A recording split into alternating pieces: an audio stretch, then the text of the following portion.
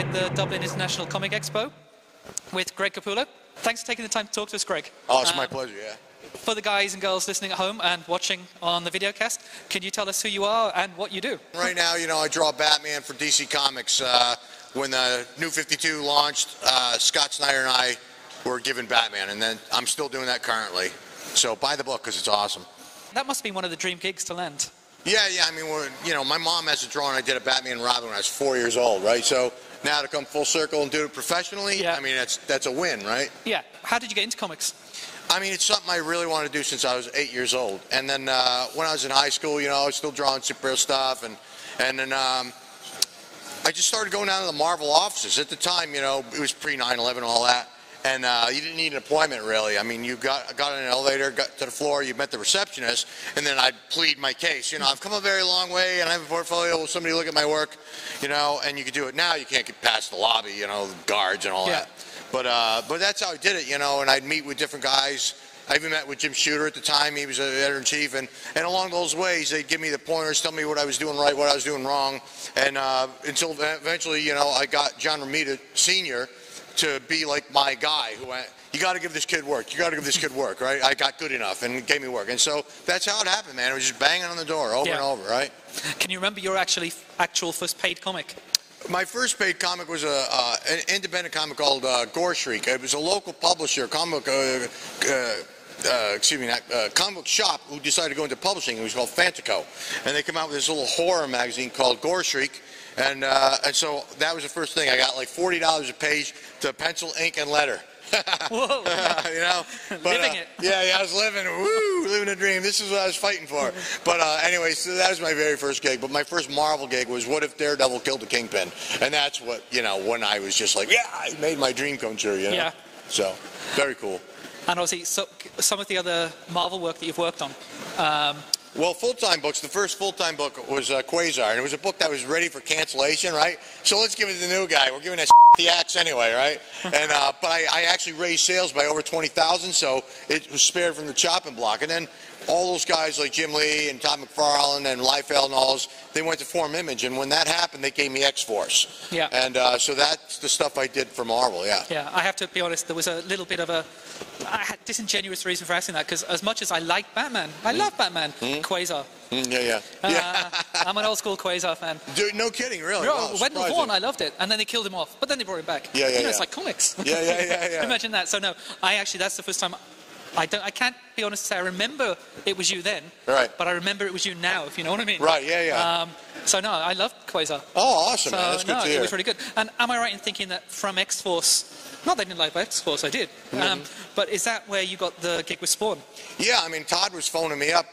He phoned me up at my mom's house, actually. And after 10 minutes of convincing me it was actually him and not a friend around, you know, he offered me work. And I says, are you crazy, man? I just got handed X-Force at Marvel. I'm going to come to work for your little upstart company. You guys can fold tent tomorrow night, and I'm And he called me and hung up, you know? And just to interrupt you here. Yeah. We had an interview with Todd McFarlane, a few months ago.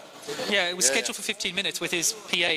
And I think about 3 hours later. Oh, yeah, Todd it was talk. Brilliant. But we had to bleep him out so many times. You can see it's there. But no, we know that thing where you said, is it really Todd? As soon as he came on, it was a video chat. It was like, it's Todd, man. That's it. So, yeah. And I'll tell you something funny about Stan Lee, you know, because you mentioned how long Todd went. Stan comes up and he goes, I don't even say hello or good morning to this guy when I see him, because he'll tell you his whole life story. Well, sorry, didn't mean to interrupt, but it was just as soon as you mentioned that. Yeah. So, I mean, that's how it happened. He phoned me up, and I still stayed with Marvel for a little while, but they weren't promoting me because they were all gun shy, because they promoted all those other guys, and they went and formed their own company.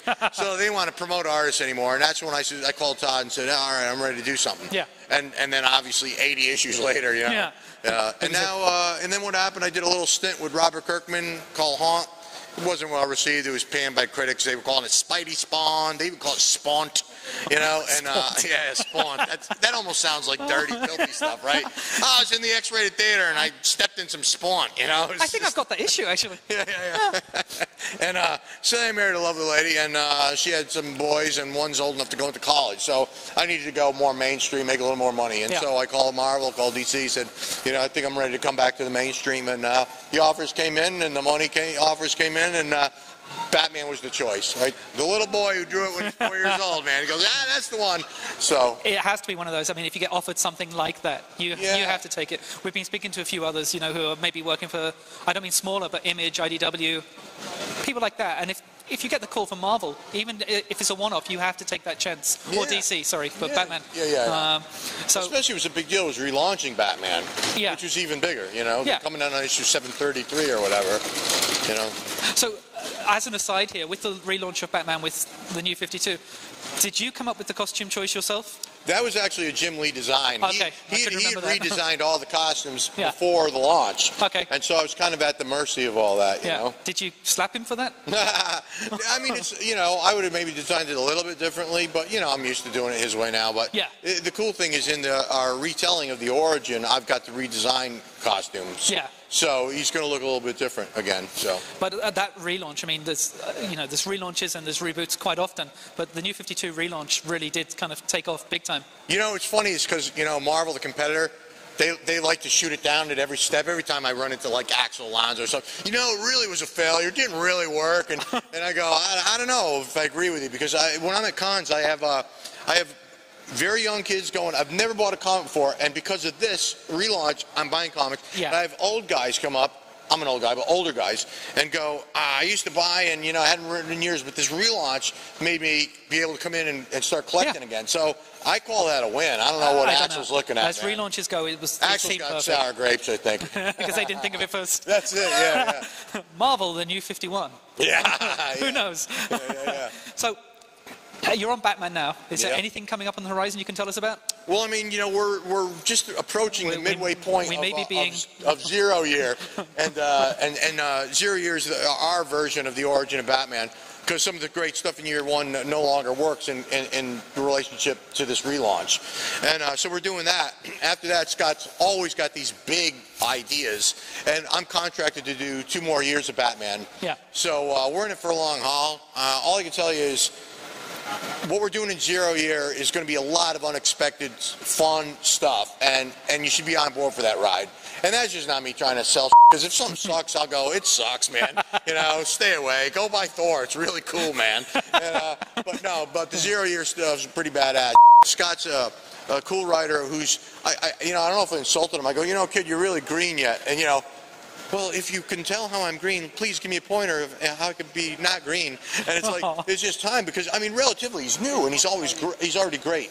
So, you know, give that kid like 10 years when he's like a veteran and seasoned, man. And what's he going to be coming out with then? Oh, lights out, man. He's Godzilla.